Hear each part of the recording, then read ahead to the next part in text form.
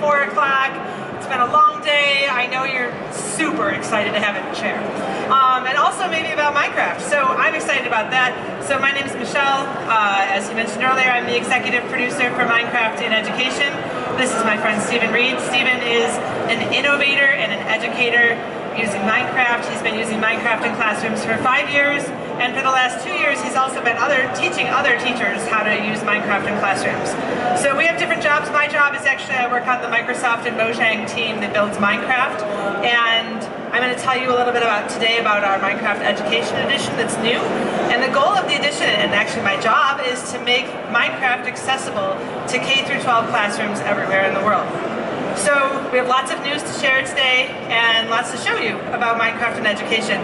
But I'll start at the beginning. So our team started not even quite a year ago working on an education edition. And teachers all over the world today are already using Minecraft in classrooms. Kids love the game, and teachers have realized that it can be used in education. It's not an educational game, but it is a game that can be applied for educational purposes. So we started looking at classrooms in the US and the UK, all over Europe, Finland, Sweden, Northern Ireland recently. We went to Tanzania. We've been to a classroom that has no running water and no windows, but they have Dell laptops with Minecraft.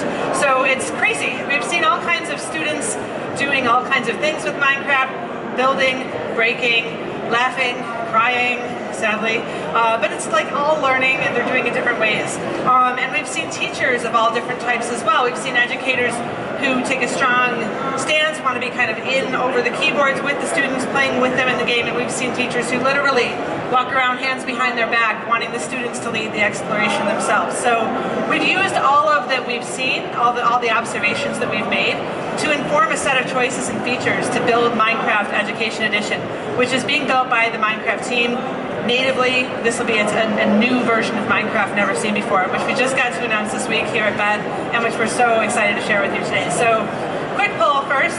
Who has ever used Minecraft in their classroom or at their school? Couple people?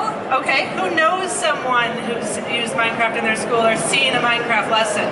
Couple more people? All right, now who's heard of Minecraft? This should be like almost all of you. So yay, you are who Minecraft is for. Minecraft is for everyone.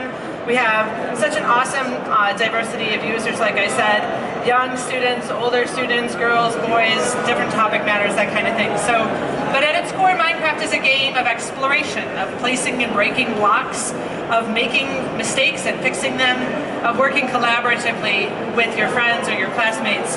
There's no scoreboard, there's no rules, there's no goal that the game has for you that says, go check these boxes and achieve it. It doesn't work like that. Rather, players move around the world and interact with other players, as well as there's villagers in the game, and there's rain, and there's snow, and there's all kinds of stuff going on there. There's a physics engine. There's no limit to what students can learn in the game, and no limit to the number of ways that you as educators can apply the game to subjects you're already teaching. So that's really important. In fact, our most important principle when we started is that even though kids already love the game and are super engaged in the game, right? Like, imagine classes where the kids like run to get there and be first, or don't want to leave when the bell rings. These are Minecraft classrooms. The thing though is that we're counting on you as teachers to really facilitate and lead the learning. And it's not just going to be like, is that my mic? It's not just going to be like an after-school club where kids are just kind of randomly playing with each other and willy-nilly exploring. That's fun too, but it's not really a directed learning experience. So, as you can see, we have a bunch of different ways that students are learning today in classrooms with Minecraft. And these are taken from a variety of grade levels. For example, our friends that are in 6th grade at a school near our offices in Seattle, they use Minecraft to create a river ecosystem, and using redstone, which is a special kind of block in the game, they were able to turn on and off the water running through the ecosystem. So that's not something you can replicate in real life, right? You can't go out to a riverbed and turn the water off and see what happens. And you can't build a dam and turn the water back on and see how it redirects it. It's not trivial to do in real life. So we use Minecraft to simulate a lot of these things and create like these really amazing lessons that are all virtual. And very easy to set up. So then we have some other examples here as well. I'll keep showing you through these. These kind of come from all over the world. Like I said, different grade levels, different subject matter, and super fun. So, like I said, almost a year ago, we started working on the Minecraft Education Edition. And that is really important to tell you that Minecraft is still Minecraft. It's the core game itself. We've extended it with some new features that make classroom management, classroom teaching and learning a little easier. And so this is the complete Minecraft game plus some other stuff. And that's important because people want to know, well, is this only like part of the game? How does that work? So that's like the most common question we get. So I thought I'd answer that right off the top. Some of these additions that we've built on, I'm talking about enhanced maps where you can see all the players in your classroom and you see them by name, who they are and where they're at on the map. You can go find them. Steven's going to show you this in a few minutes and a couple of other features as well. We have a camera and a student portfolio where students can capture their work in a super fun and genuine Minecraft way and then send the portfolio of pictures that they've taken to their parents or to a teacher or whatever we direct them to do. And we also have some blocks and other building assets that are meant to help you control how the classroom is working and what kids are allowed to do and not allowed to do. Now, this is all without having to set up a Minecraft server. So that's another thing that we've done with the game to make it easier for classrooms is we no longer have a concept of a server. You just have different kids in the classroom playing locally, but they can just connect to a game, and I'll show you in just 1 second. Or you can imagine your whole class of students playing in one game together and doing something like building a replica of your school in Minecraft, where students are doing all the building themselves. And this is like a really popular lesson. You should look this up online. People do it. You can also try that out yourself. Right behind this wall here, we have a Minecraft hands-on play lab where we have 12 computers, different kinds of computers hooked up to each other and able to play together online. So actually it's not online, it's on our own little network here, so you don't even need the crazy Wi-Fi that I can't seem to get to work here. First I'm going to show you how to get Minecraft into your classrooms, and then Steven is going to demo some of the cool features that we have going on here. But just to give you a visual, I know I walked through some of these verbally, but I'm a visual learner, so here's some of the features that we'll be building in the game in the Education Edition, and let's get to the demo. What do you say? So let's switch out of this and go to my desktop, where I have my Minecraft Education Edition right here. This is telling me that it's a debug build, and that's what we call internally our under development builds. It's not ready for release yet. We're going to be releasing this summer. So everything I'm showing you is pre-release code, and forgive me if something wacky happens, but I'll let you know. So first things first, I'm going to be logging in using my Office 365 credentials. And I don't even have I don't use Office necessarily on this machine, but Office 365 is a super safe, reliable, manageable place to keep your students' login and your students' data. And so we're leveraging their login system. Now Office 365 is free for schools, and so if you don't have it, you can get it. If you don't want it, you don't have to get it. You can just go get an account, and then that'll allow you to play Minecraft as well. But how many of you do have Office 365 in schools today? I honestly am just curious now that I've gotten this far on the path. Okay, so several of you. So for those of you who have Office 365, or once you sign up for an Office 365 account, it takes 3 clicks to get Minecraft for some or all of your students. So if you are an admin at an Office 365 school, this is going to be super easy as pie. So we made up a few extra logins in the spirit of the Minecraft game for this show. So I have my work login here, but I'm not going to use that one because that'd be boring. I'm going to use this one that I created for the show and just log in here. And once the game checks that I have an account and that I'm the right person and I'm who I say I am, it boots the game and shows me myself. It knows who I am. This is the first name on my account. So this is like kind of, the way that you'll be able to tell your students apart when they're playing the game as well. And it's awesome for students because they've logged in, they're a single person, we know who they are. So they get to put skins on their character, which we haven't released, but there'll be some exclusive Minecraft skin packs just for Education Edition, where you'll be able to kind of trick yourself out. Right now I look like Alex in the game, and that's my choice, but we'll have some skin packs that'll come out where you can customize your avatar, make it really even more fun for students, and that'll also enable students to see what worlds they've played lately. So let me show you that screen. Here we're gonna play in the eyeball world today, which is a super cool recreation of the human eye, and we'll get to explore while walking around through it. And Steve will show you that in just a second. The other thing I can do is I can join a game already going on. So like I was telling you earlier, you can just connect to play with anybody else in your class. So this network right now is connected to the 12 PlayStations behind me, and so you see that I have 13 choices of who to play with, including myself. So, but for now we're gonna try out the human eyeball world, and Stephen's gonna show you some of those cool features I talked about, and then I'll come back and share more with you about how you can get the game. So thank you, Stephen. Please take it away. And by the way, we just gave Stephen a build of the Education Edition last night, literally last night. So everything he's going to show you, he's picked up since last night. Since last night? Take it away. Because that's how they roll. That's how we roll. But hi, my name is Stephen, and I run a company called Immersive Minds, which is a creative consultancy helping teachers to use technology as a tool for learning. When I say technology, I mean things like the kind of stuff that kids love to use and teachers really want to have access to as cost effectively as possible. Podcasting, animation, filmmaking, the best of the internet, and in particular games-based learning. And I've been doing that for 20 years, but the last 7 years of that has been focused on games-based learning. Use a whole host of games: Papo and Yo, Age of Mythology, Civilization, Little Big Planet, you name it. But 5 years have really been focused on Minecraft. Because when I saw Minecraft in its alpha, which way back when it first came out 5 years ago, it's kind of just like very basic, lift a block, place a block, lift a block, place a block. I knew as an educator I could use this as a platform for creativity for children. And I don't need to tell any of you in the room the power of creativity as a learning tool and at the highest level of intelligence. So for me, it was kind of like, I know I can use this tool. 5 years on, we've done that. And I have been using it across the world. We've worked with Minecraft in India, Lithuania, Germany, the United States, you name it. Physically, face-to-face and online.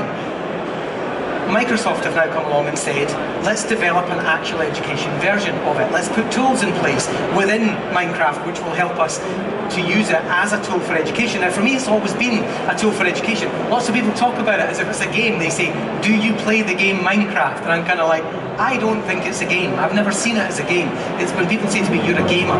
Minecraft's not in that repertoire for me. It's a tool for learning and always has been. However, for many kids it is a game, and what we need to be able to do is to change that mindset with them in some ways, certainly with teachers. So I work with teachers all around the world to do that. Now, the tools that have been put in place, it's important for me as an educator that they're useful. I have to have some sort of use for them. I want to know that they're going to help me with classroom management. I want them to know that they're going to help me develop pedagogies for using technology, in particular games-based learning in the classroom. Do you need me to speak?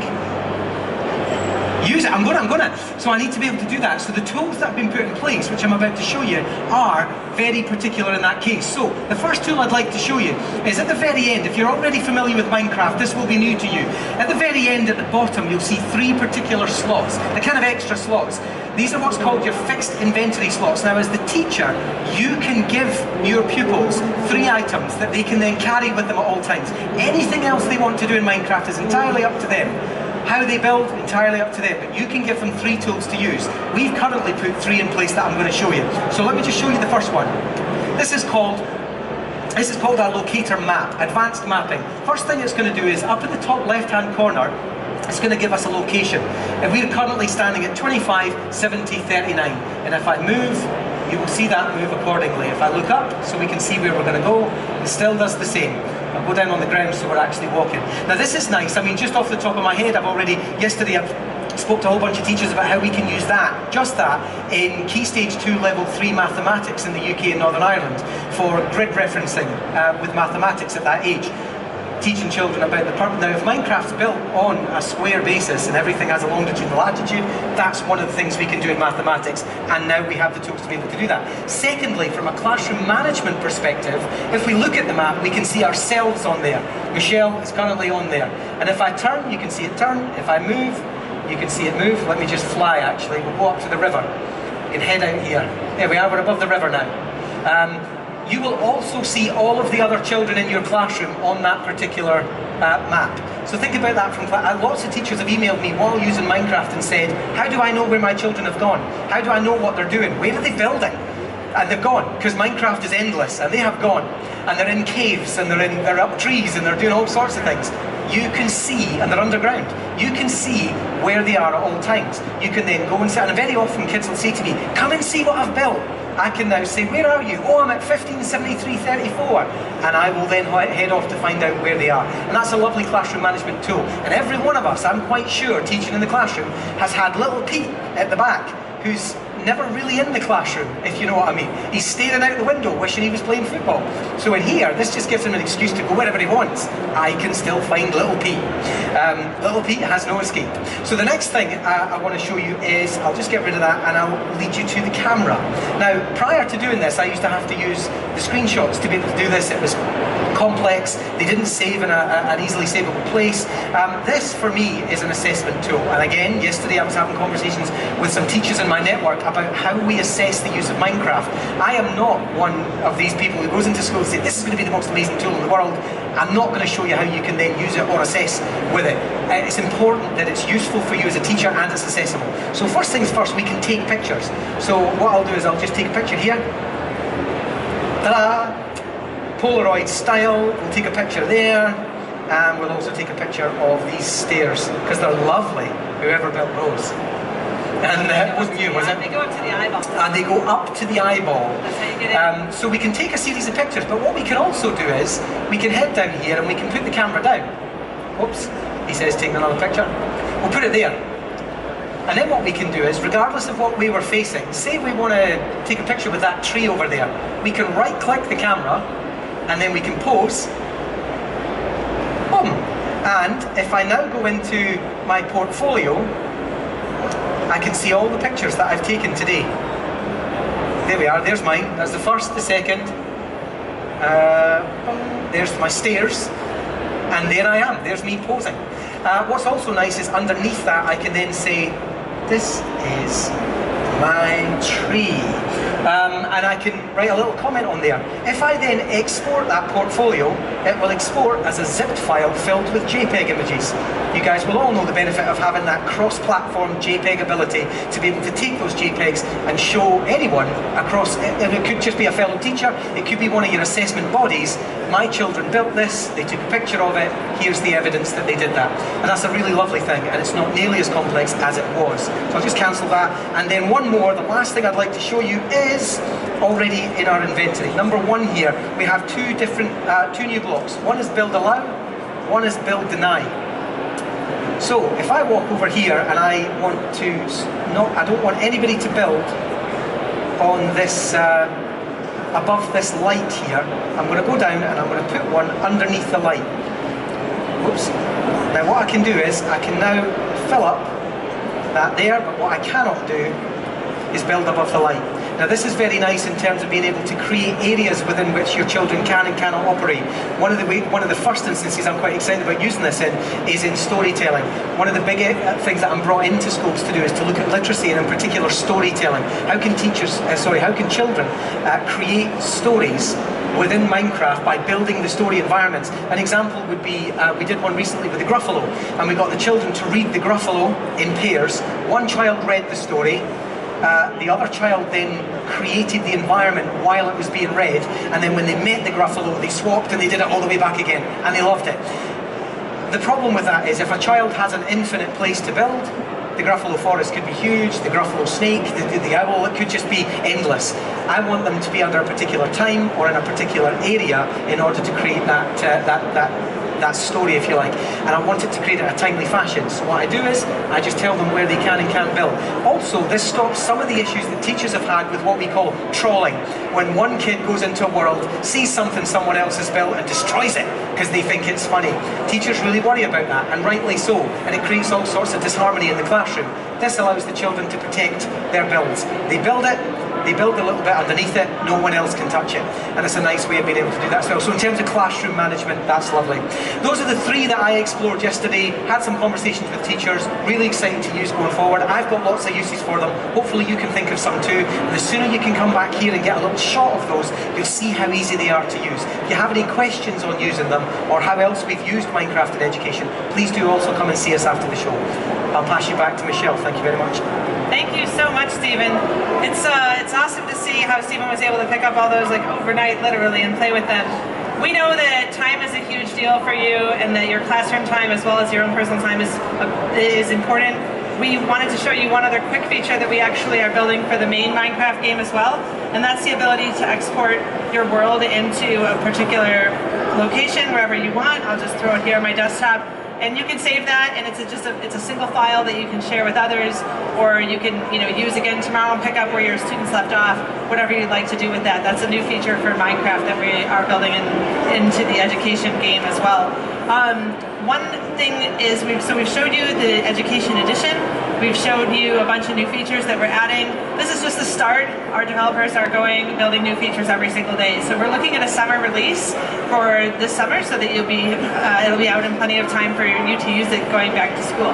So that's kind of what we've been up to. But a lot of the teachers that have come by our booth said, what do I do? What should I do about this? And so the thing I would ask you to do is two things. One is play Minecraft. Come join us back here at the hands-on demo tables. You'll have a blast, and there's lots of us wearing green shirts. I'm not wearing one, but everyone else is wearing a green shirt. They can help you out and answer any questions that you have about Minecraft or about how it applies to classroom scenarios. The other thing I would say is to join us online. So here at education.minecraft.net, we have a whole bunch of resources for places to start. Like if you haven't used Minecraft a million times before, here's where you can go to get existing worlds that other teachers have created and sent to us that we've uploaded here. There's discussion boards around this as well. And this content is just going to grow and grow as we get closer to releasing in the summer. So that's what we have to share with you today, and thank you so much for joining us here at BETT. And we're just getting started, so please join this journey and come along with us. Thank you very much.